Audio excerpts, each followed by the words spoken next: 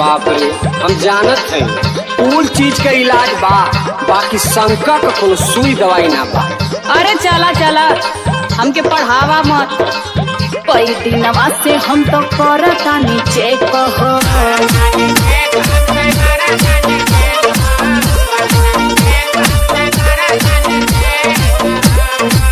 पर न मलाई गरम कके लेहनी देख हो।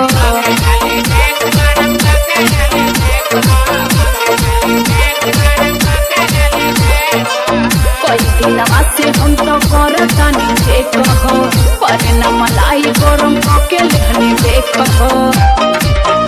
करता रह हमारा से बेईमानी जादो जी, करता रह हमारा से बेईमानी जादो जी, बेसी डाल तारा दूधवा में पानी जादो जी।